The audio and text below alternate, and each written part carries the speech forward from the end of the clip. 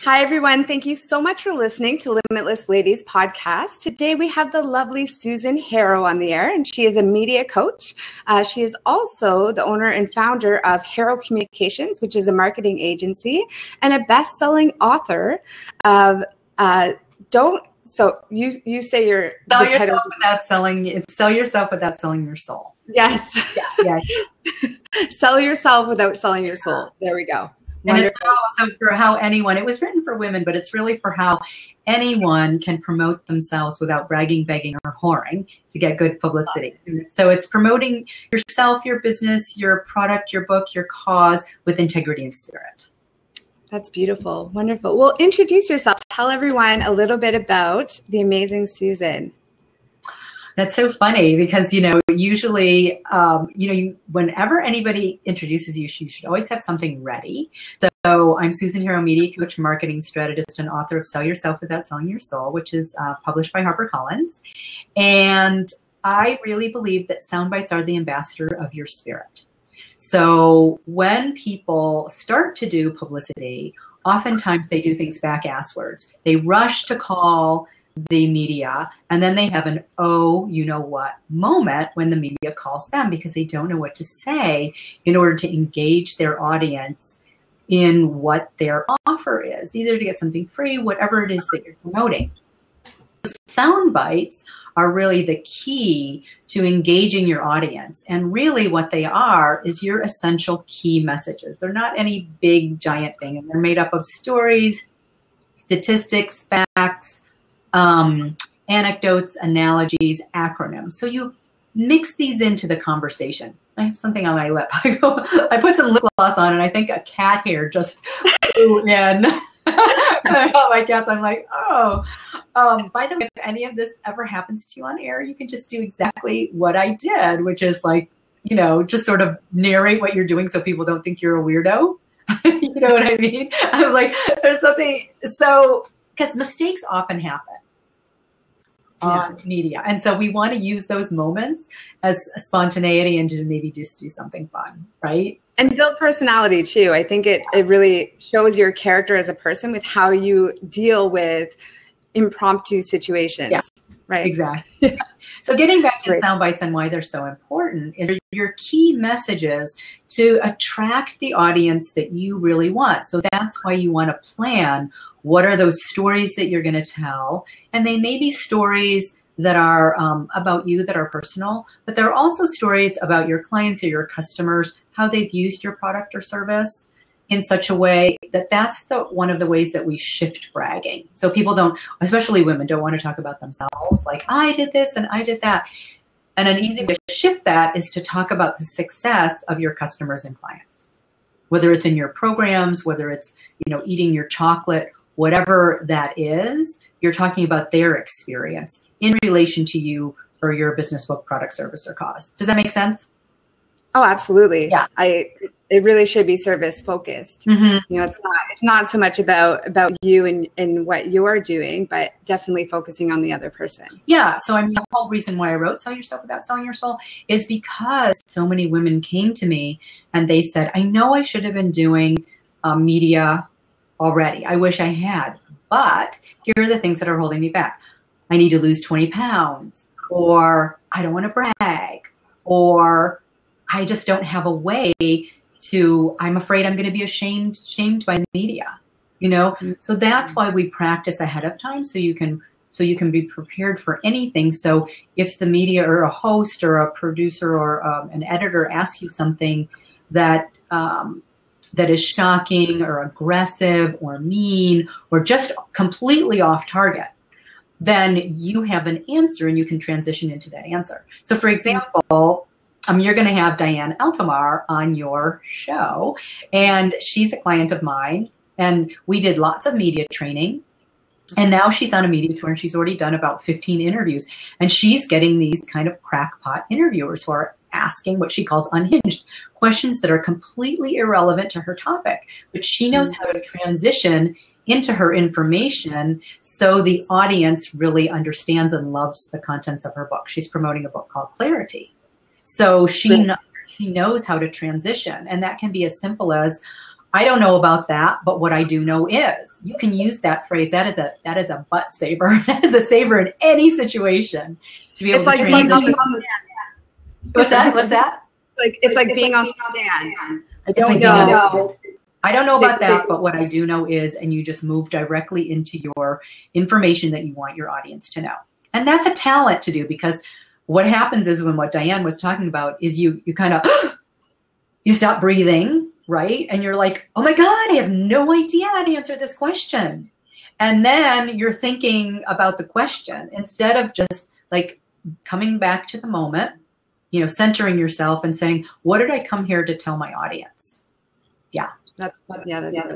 Mm-hmm. So is it very common to be faced with a situation like that? Yes, extremely common. And the other thing, even when you're at a high level, even when you're on the Today Show and Oprah, I had one client come, I media trained her for Oprah, and I got a call on a Saturday where she was like, my God, we have been filming 14-hour days, and they just decided to change the direction of the show. Can you help me with new sound bites? This is not uncommon. You may have prepped all of your sound bites and prepped your angle and have agreed to that with the producer ahead of time. Then you get into the green room, and a few minutes before you get in, or you may not even be warned, you get onto the set and they've decided to change the whole direction of the show. So they're not asking any of those questions that you prepped for. So you have to have that kind of flexibility and presence of mind to still be able to get your information out there, maybe not in that exact form, but in a form that you feel good about expressing to your audience. Beautiful. That's great. So a lot of the listeners are first-time entrepreneurs, and I know many of them would love the opportunity to be in a situation where they had to think quickly on their feet and use those sound bites. So how could the listeners get to a place where they could have that opportunity? So it doesn't really matter how long you've been in business. What matters is really two things, and there's two things you can do. Number one, you can pitch an editor or a producer. So you pitch a TV show, a radio show, or you pitch print. Or number two, you use Harrow, which is Help a Reporter Out, H-A-R-O. It's helpareporter.com, and you get queries, which are the information that reporters or producers want who are looking for experts, and you can respond to those. So those are the two ways to reach out to the media. Now, when you reach out to the media, if you are going to pitch them directly and send them an email, it should be really short. It's a short pitch with a very strong headline, which is either shocking, controversial, fascinating, interesting, new, interesting information that captures their interest, because they get on an average of 100 to 500 emails a day. So you have to be able to stand out. That's your headline. That's your subject line.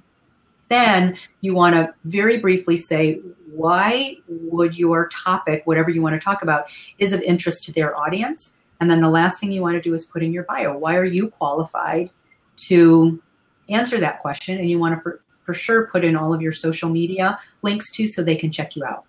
So the key is, the mistake that a lot of people make is they think that the topic should be all about them. But it shouldn't be. It should be about an angle or an idea that is of interest to their audience. And that's where a lot of entrepreneurs get stuck in their head, because they don't know how to say it without it being about them. Yeah. No, that's it.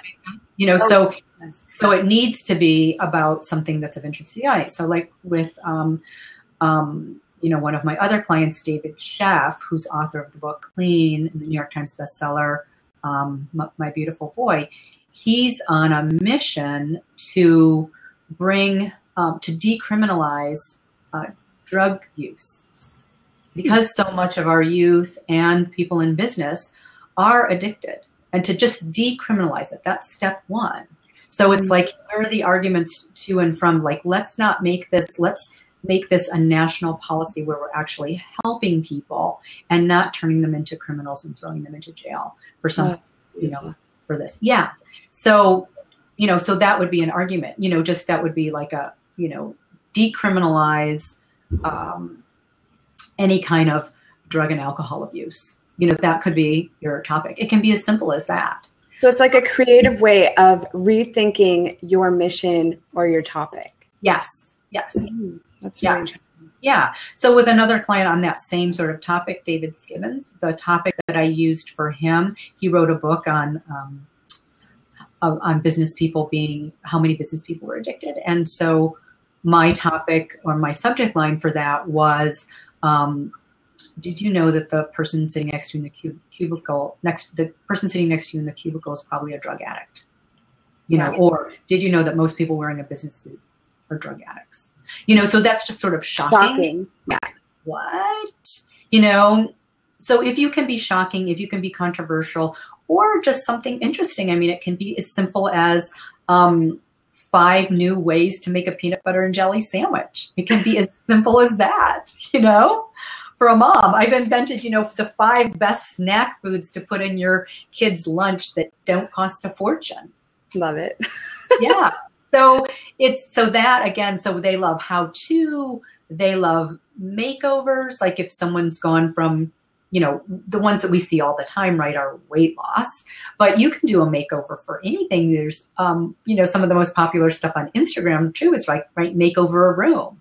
Here's the paint that you use. Here's the, you know, here are the furniture. Here are the, you know, all of the accessories, right? Entrepreneurs is all about desks. Yeah, I mean, IKEA hacks to make your house look fabulous. I mean, we see these kind of headlines all the time in magazines, and we see it on the internet, right? BuzzFeed, all the things that we subscribe to. That's the kind of headline that you want when you're sending it to any member of the media. Great. Now, I know I hear this often that people's goals are to be posted or have something posted with Huffington Post.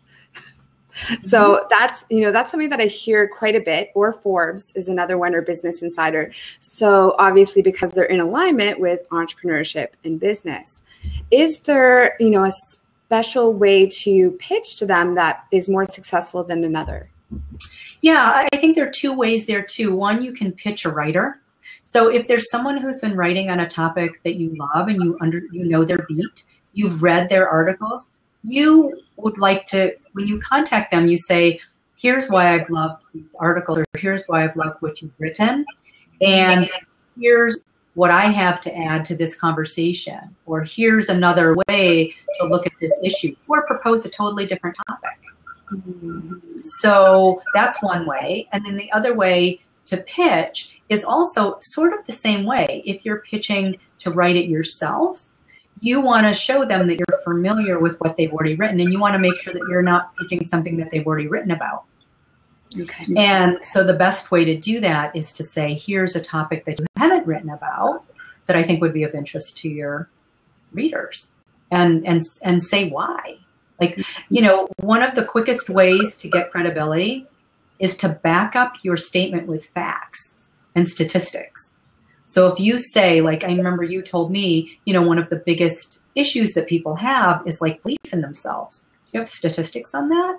Can you say that 80% of women entrepreneurs doubt themselves every day and think that they're not as successful as they want? That would be a great stat. Yeah. Yeah.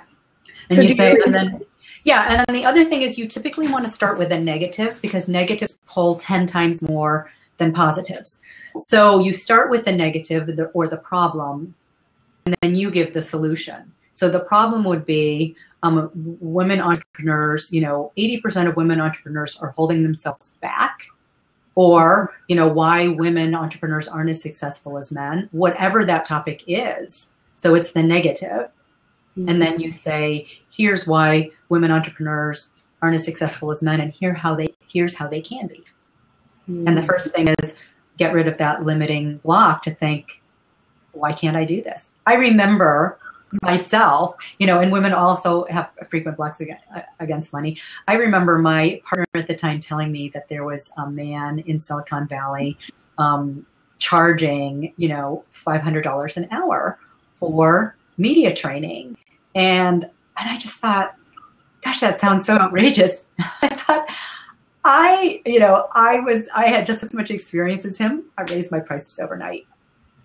just like that. I thought, why does he have the guts to do that and I don't? I thought, I have those guts. I'm raising my prices to $500 an hour right now, you know? And usually what people will find is that they have more success once they have chosen a price that's more in alignment with their worth, truly, right? Yeah, and here's the thing about that. You're worth what you're paid. So, you know, I could have said I'm charging $500 an hour, but if I don't get any clients, that's not working. That's like not in alignment, right? So, you know, when you say I'm worth this much, there have to be other people who are in agreement with that, who are willing to hire you for that. It's just like you and I were talking a little bit about being a thought leader. You can't call yourself a thought leader. Whoops. I think we just locked out. Call back in, Lisa, if you can still hear me, because it looks like you got bumped off. So anyway, I'm just going to continue on until Lisa pops back in. But anyway, you can't call yourself a thought leader. To be a thought leader means that there are people who are following you who believe that you are a thought leader, that they believe they want to listen to your opinions, that you have something to say, that you have a unique perspective. Those are some of the qualifications of a thought leader. And a thought leader has followers. It has hundreds, thousands, millions of followers who think that that person is an original mind. And again, you don't necessarily have to have an original idea necessarily. It may be something as simple as, are you asking questions that are provocative, that get other people to think about problems that are existing in our society that are important? And the other way to be a thought leader, you know, is to have strong opinions about whatever is important to you. I mean, I'm going to pop Lisa back in. Let's see. Do I lock the seat? Or let me just see. Lock seat. Seat is locked. Unlock seat. Okay. Unlock seat. Let's see if I can get you in here, Lisa. Show callers. I'm trying to figure out how to get you in here. Yes, welcome, Lisa. I'm trying to figure out where I can accept you in here. Let me try to click on you again. Show callers. Oh, there we go. Accept. No, okay. We are this is like the technology. You're back in? Yes, and then it's now using my desktop camera instead of my Logitech. Oh, don't we just love it? Don't we just love it? I know. I just kept talking. So this is another thing when you're on a media appearance, technical things do go wrong and stuff does go wrong. So you want to just keep going. And if you need to carry the show when something happened to the host, you need to just continue to do that. It's like on a webinar too. So anyway, I just kept talking. Okay. So what else should we talk about? Oh no, I can't hear you now. Your sound is off. Can you hear me now? Yes. Okay. Oh, We Edit Podcast is going to love this episode. All right.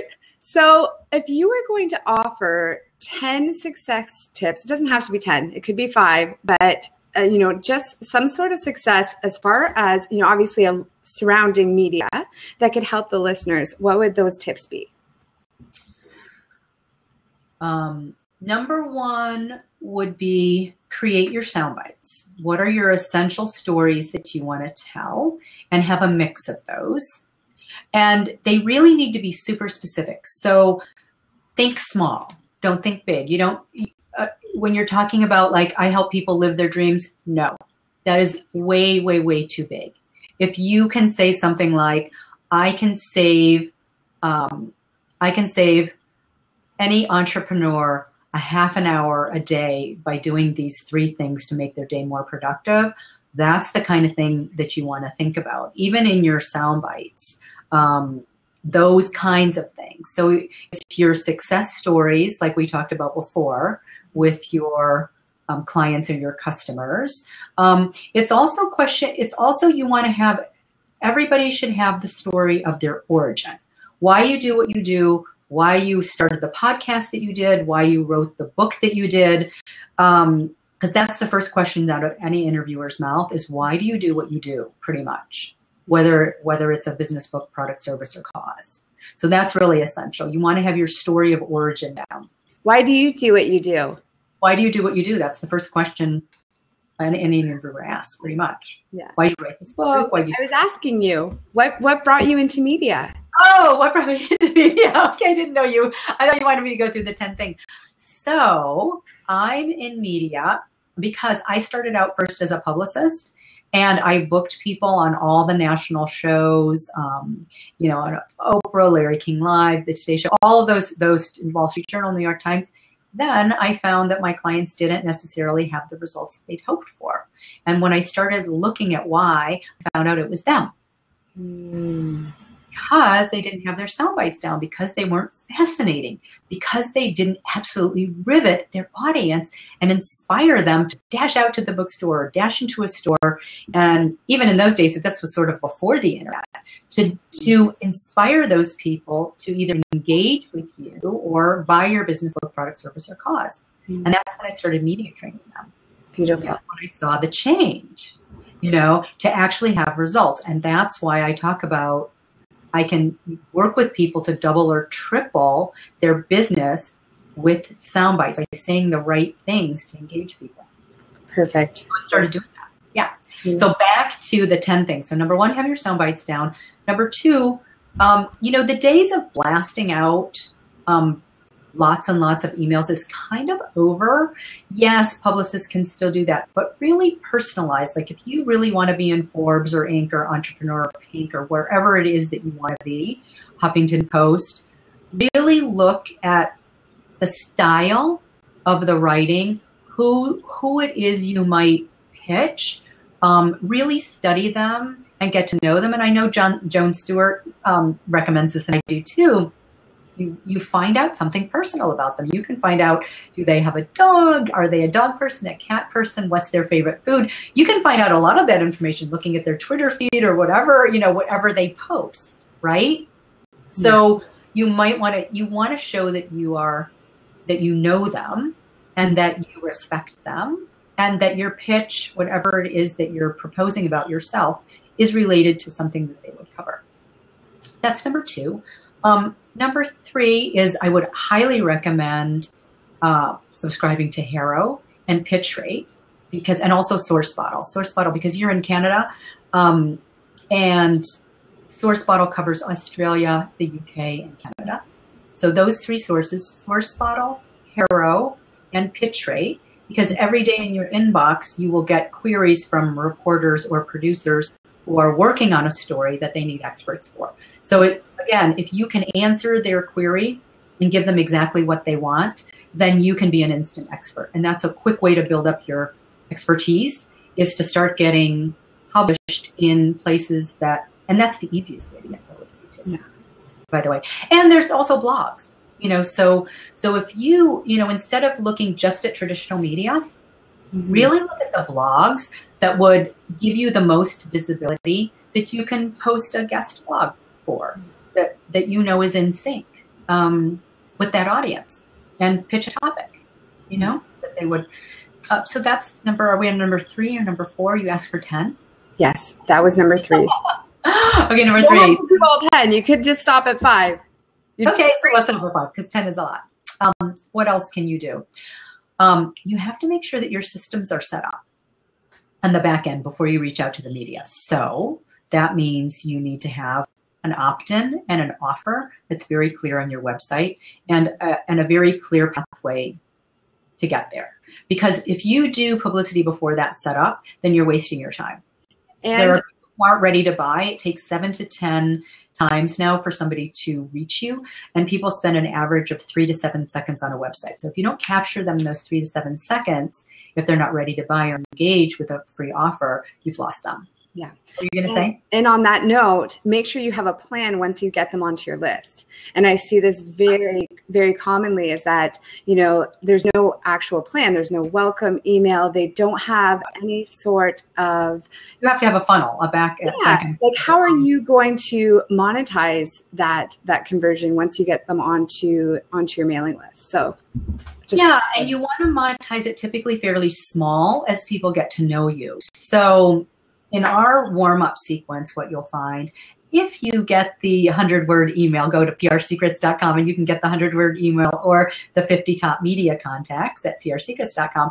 What you'll find is after you receive that, you are put into what's our warm-up sequence, which is a sequence where we give you another webinar, we give you the top 10 most popular blog posts each in those emails. So what we're doing is we're showing you, you're getting to know us. And it's not until I think the 4th or 5th email where we ask you if you would like to buy something.